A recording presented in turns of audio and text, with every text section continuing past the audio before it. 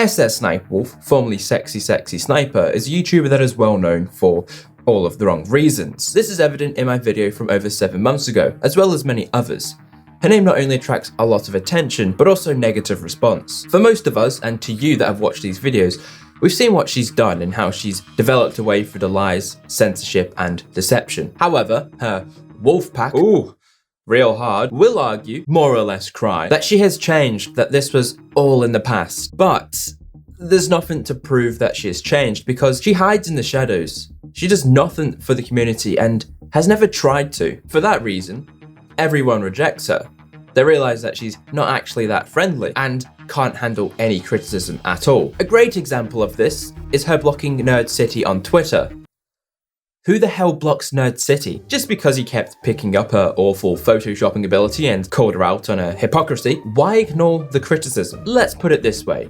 If you ignore something for long enough, it will eventually pass by. And what she does is make sure this negative attention doesn't affect her markets, and when it does, she infects a completely different one. She was once known as the queen of girl gamers, one of the best Call of Duty players, until she was outed. Before that, she was a name in the Metal Gear community, and they basically kicked her out. August of 2017 was the turning point in her YouTube career. It was when all of the things she had done amalgamated into a series of hit pieces and eye-openers presented by many different creators. It was inevitably the end of her gaming venture on YouTube, the end of her influence in the gaming community. And so she turned to the family-friendly junk food content side of YouTube. So I think that it's time for us to take a look at her content and question why she's been getting so many accolades and special treatment from YouTube and other organizations. It's time to question where YouTube places its loyalty, in creators that actually strive to present original ideas and put effort into their work, or in people who satisfy YouTube's desire for creating competition to the reality TV market's valuable advertising rates. See, there's a town. So what's Wales? Oh no, but town, is it in town? Wales is a city. What? We will also look at her position as a role model to what is a young and naive audience. We will be sure to scrutinise her content thoroughly, and we'll have a look at how she reacts to people goofing on her tweets, just for fun. So ladies and gentlemen, it's time for you to make yourself a beverage, grab yourself a seat, and get comfy. We are about to endeavour on our second adventure into the slippery world of SSSniperWolf. Please make sure you have your FAUXRE deterrent with you at all times. It is essential for your safety. Please remain seated and enjoy the ride. Let's begin.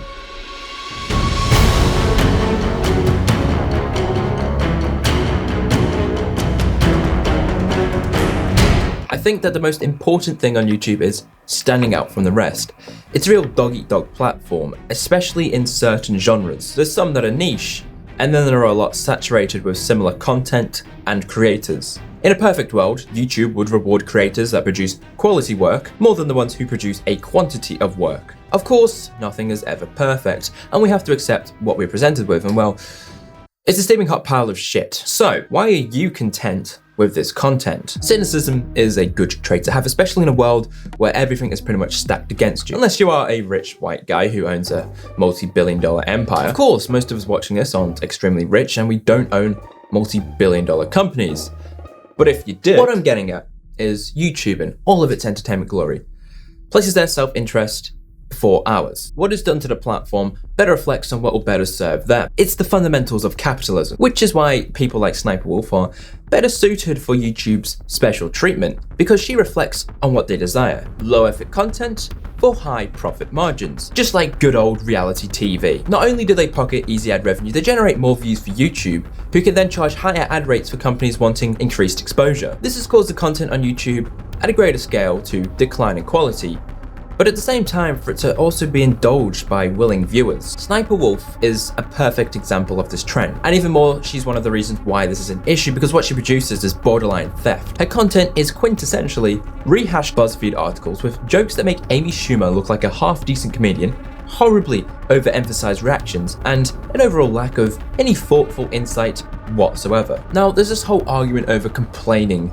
about people's content, that it's pointless, and whether you like someone's content or not is subjective. But I think that mindset is a load of bullshit, especially when it comes to critique. People can enjoy what they want, fine. But it doesn't mean the critique of the content is invalid. And arguing that the content doesn't have to be good because it's YouTube isn't a counter argument to the criticism. Just because the platform is different to the traditional model doesn't mean that anything goes, and there are people setting the bar high for the standards of content that is made. Which is why when you look at SSSniperWolf's videos, you just sit back and wonder why the fuck people enjoy this shit. What? Bro, the car is right in front of them, and the cop happens to be right in front of them so they can't see the license plate. Oh no! This is where the idea of an image comes into effect. SSniperWolf has created this playful, childish demeanor that mimics that of many children's program personalities. In doing so, this works to bring in the younger viewers and will inspire them to keep coming back to her channel for her. With the older viewers and those part of the #Virgin Squad, she appeals to us because of our hormonal instincts.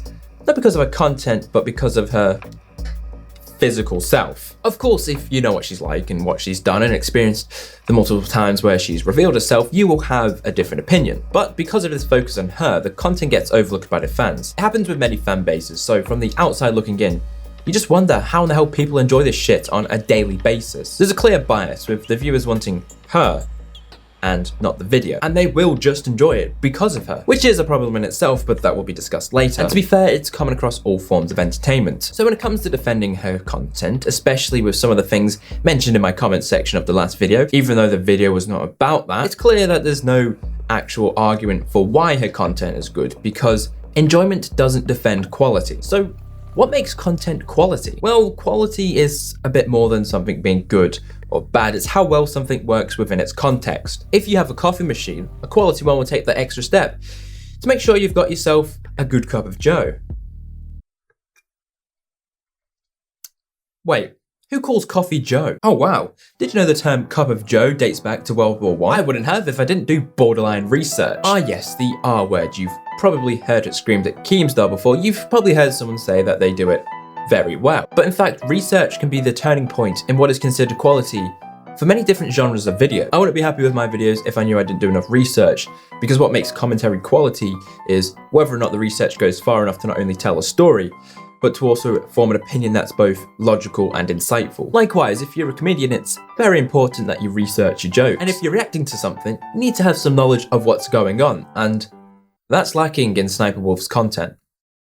But what is her content? To refer to her videos as just being reaction videos wouldn't be accurate. They're more of a hybrid reaction where she's reacting, but it's not sincere.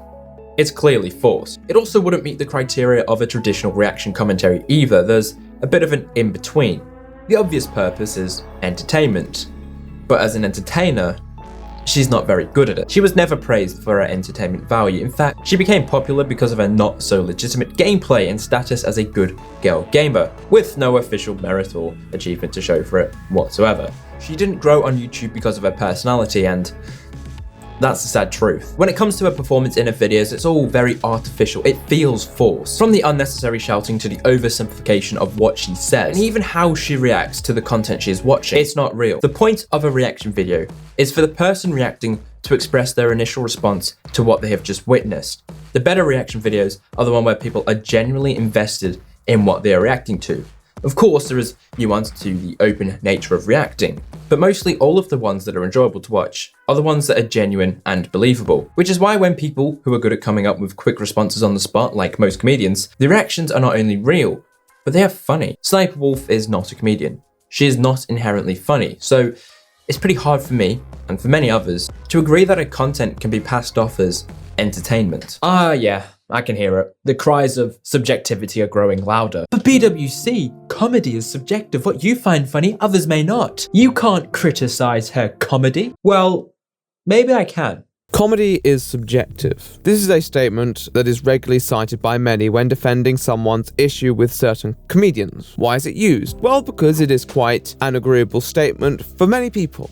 Typically, there is a vast diversity in the humour that we as individuals hold, and therefore certain comedians who may be funny to some people may not be funny to others, and therefore to argue that on principle they are not funny seems counterintuitive to this initial statement. However, all this statement does is stop someone's opinion on certain comedy from being well, right. It doesn't mean that they are in no position to construct some form of criticism, nor does it make the content in question exempt from criticism. In many ways, we live in a society that will provoke questions about what sort of content is most conducive to individual well-being. With this, we try to construct vague concepts of what is good and what is bad, and although these are by no means objective, they do hold societal weight and are of interest to many people who want to argue what is good and what is bad. This doesn't necessarily stop people from deriving enjoyment from these things, nor does it stop people from having their own opinions that they might be good, but typically audiences will flock to form some level of consensus. Within comedy, although subjective, this consensus may be based on premises such as elements of timing, wordplay, and tone, many things that appeal to our innate sense of humor, because whether biologically or socially inherited, there can be some formed idea of what a majority may find funny. Therefore, an individual critic may try and take all these factors into account to try and craft some form of criticism for why content may be bad. This is what brings us to SSSniperWolf and the brand of comedy that she presents. Typically, her comedy is what would be branded as transformative. It provides additional commentary to the original content. However, this also means that sometimes viewers may derive more comedy from the actual content that the creator reacts to than the creator themselves, and it may subsequently provoke criticism. That is what people are implying when they criticize SSSniperWolf. Let's take a video. Compare the original clips of them to the clips accompanied by SniperWolf's reactions. Customer request. Please put the package under the doormat. You know what? This UPS guy got you. Walk up to the door like, under the doormat? What you mean under the doormat? You literally ordered a desk, okay? Here's the doormat.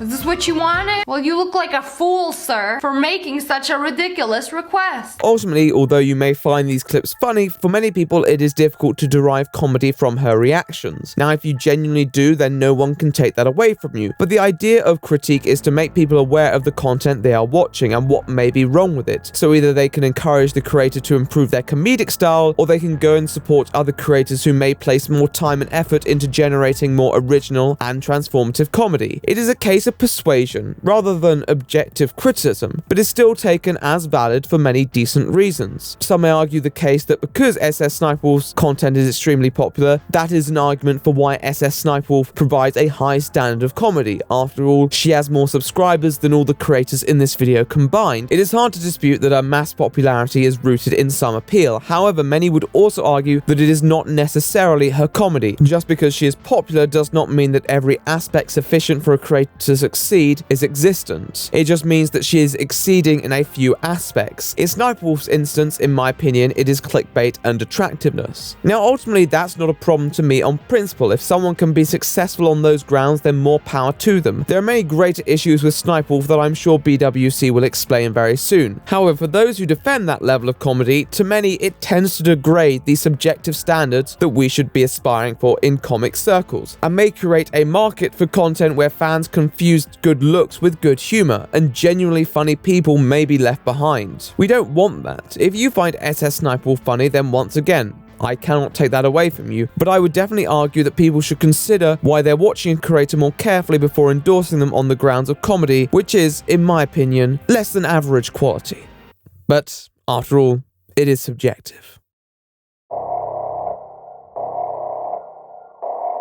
The Nickelodeon Kids' Choice Awards, a disastrous reward ceremony that nobody really gives a shit about, until something confusing takes place. SniperWolf somehow won Gamer of the Year. She beat Ninja, who has been one of the most influential gamers in the past year, yet she doesn't produce gaming content at all. It's not hard to put A and B together. How the fuck did she win this award? Well, the fact that it's a kids' award ceremony is probably the reason why she won. It's very insightful, I know, but it really emphasizes her core demographic. And this is the reason why she's a bit of a problem. When we first looked at SniperWolf, we were able to create an idea of who she is as a person from what she's given us through her actions online. It's clear that she's overly self-important and never in the wrong. She's not very humble, she's arrogant, rash, Jake Paulish, and you could call her a snake. Kind of like I'm Alex. This unresolved aspect of Leah's online personality is what becomes quite the problem when she's being actively pushed and supported by YouTube. In May, YouTube's Twitter account promoted SniperWolf. Then the good thing about this is the replies. Nerd City managed to ratio YouTube. Max Mofo voiced his disapproval. There were comments on her abuse of the copyright system, and also the notion of her scandalous ways and general toxicity. The fact that there is such disapproval in this tweet shows that there's still bad blood between her and the community. It's a kick in the teeth as well, as YouTube are promoting garbage content from what is public enemy #1, and is even more evidence further showcasing YouTube's promotion of SSSniperWolf. Someone sent me a screenshot of the YouTube gaming trending page, and would you look at that? Non-gaming content has magically appeared in the gaming trending section. Something tells me that someone behind the scenes is pulling some strings and artificially promoting her. Maybe they have a hard one for her. Who knows? But it's not like this sort of activity is a secret. Remember when Susan, good old Susan, said she'd do whatever she can to help out some rapper grow? How can we help you? You're so talented. We gotta get your subscriber numbers way up. We're gonna make it happen, alright?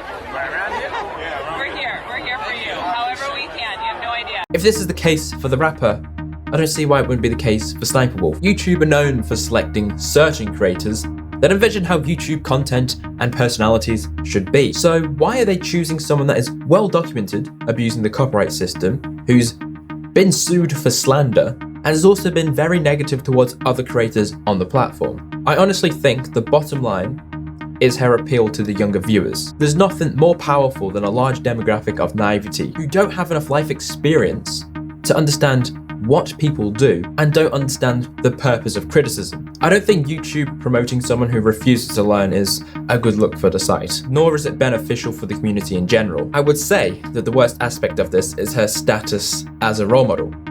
15 million subscribers, not 1 ounce of genuine respect or care for what she says or does. It doesn't work well. Blanketing the role model identity isn't enough to emphasize what I'm trying to convey. So I have invited FAUXRE to explain her view on SSSniperWolf as a role model for young people, especially girls, from the perspective of a young woman. When you think of a SSSniperWolf fan, what comes to mind? A horny neckbeard? A lonely teenage boy who's trying to find a relatable girl who plays games? Or a freaky white knight who would die for his queen? Oh, no? Now it's mostly young, impressionable teenage girls? Knowing that SSSniperWolf's content has gone from that of a sexy Call of Duty gamer girl to what you would loosely describe as a DIY reaction channel might raise a few eyebrows. Knowing that her audience is currently comprised of young girls leaves us with only one question.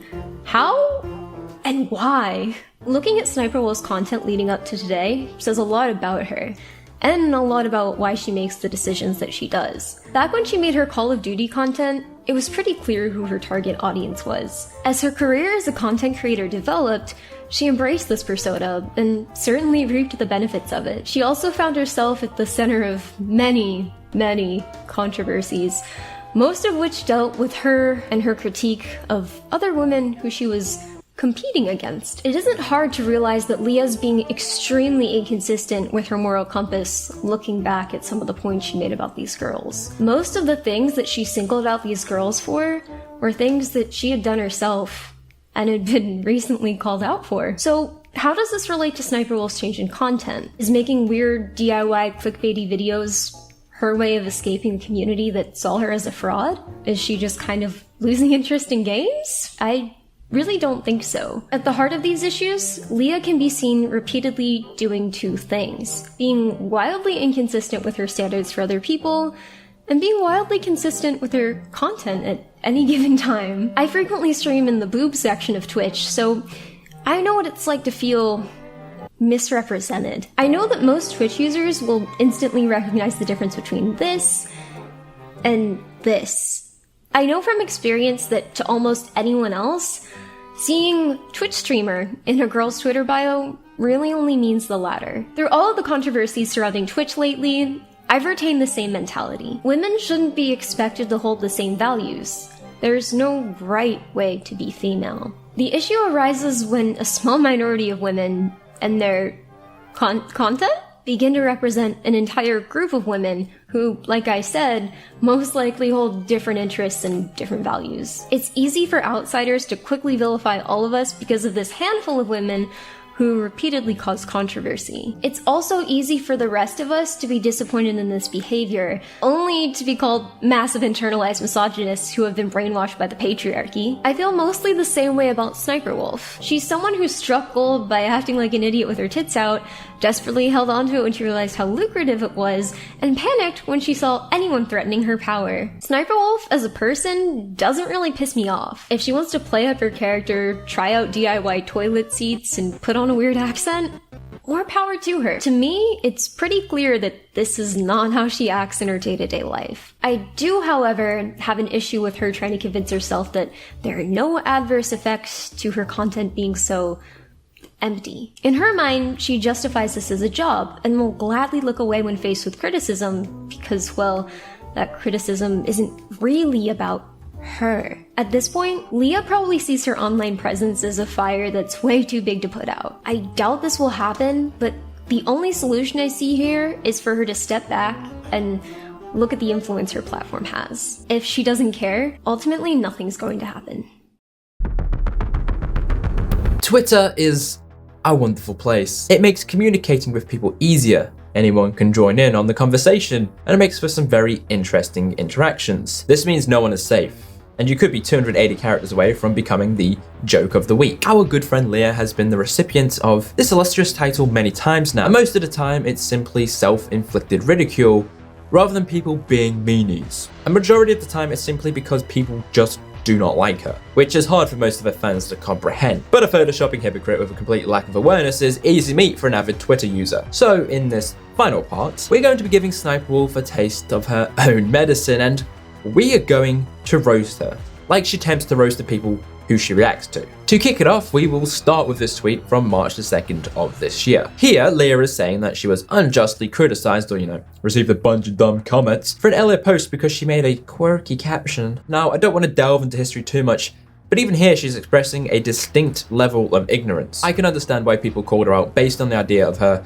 calling herself a goth, because liking an aspect of the culture doesn't mean you are a part of the culture. It deals with cultural appropriation and whatnot, and it's just a complete mess of ideology. So it's best to leave that alone for now. Now, as promised, we are going to be roasting SSniperWolf, and for that, I'm going to call in some backup.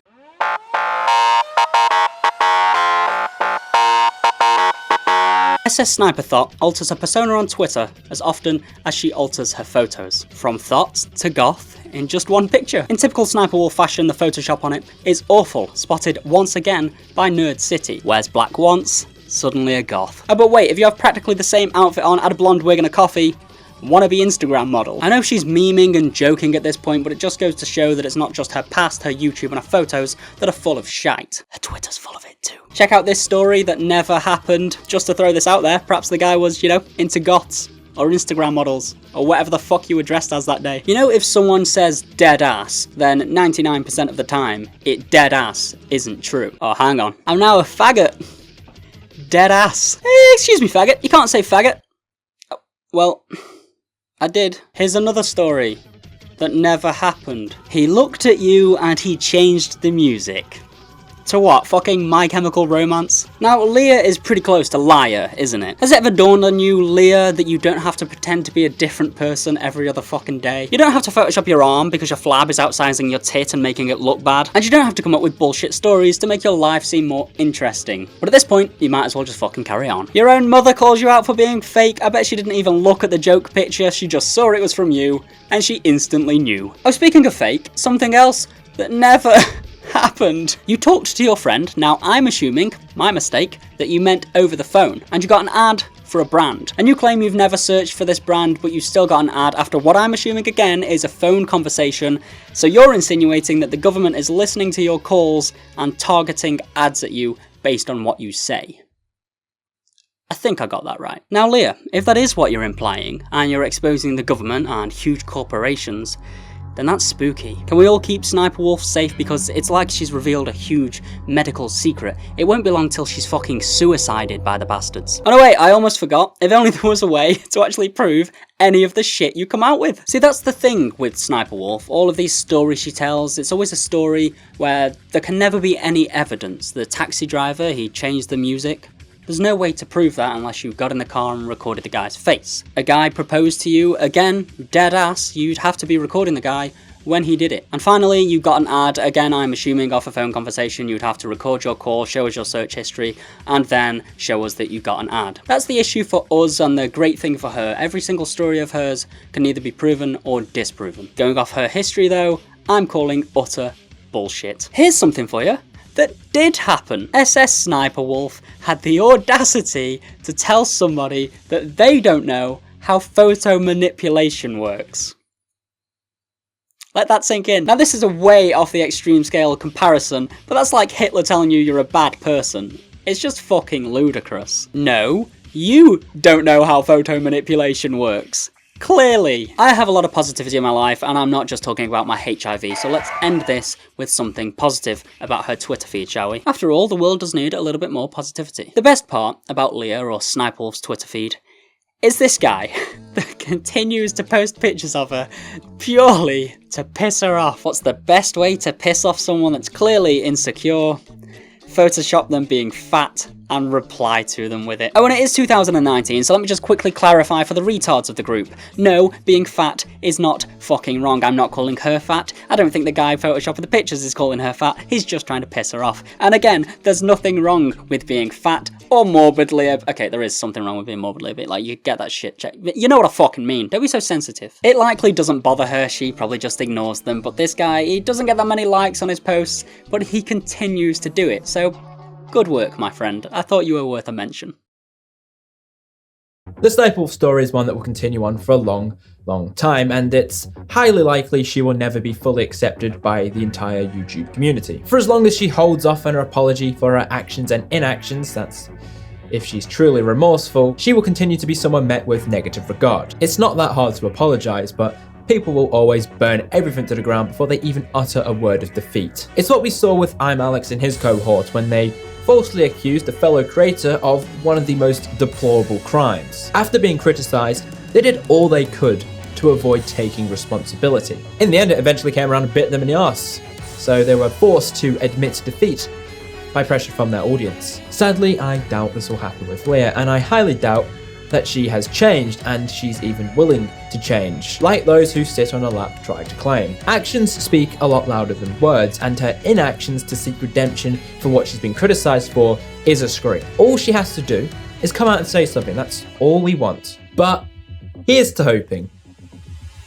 If you've come here and don't know anyone who featured in the video, I highly suggest you broaden your content consuming horizon. Go check all of these guys out, the links will be down below. This will be my last video on the wonderful SSSniperWolf, to serve as a complete two-course meal. One, a factual deconstruction of why she is so heavily disliked, and this one to bring attention to the issues surrounding her presence on YouTube now. And well, add a bit more subjective flavour to the last video lacked. Unless she responds or reaches out for comment, I will let others have at it and build careers out of her name. It's truly spectacular. You can kickstart a YouTube career simply because somebody is just so disliked. And as long as the facts and entertainment value is there, who's stopping you?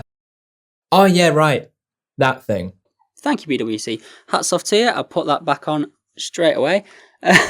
Keep up the grind, my dude. Thank you for having me on your video. And yeah, subscribe to him, become a member, click join below, click his bell, leave a like on the video. All right, thanks for watching.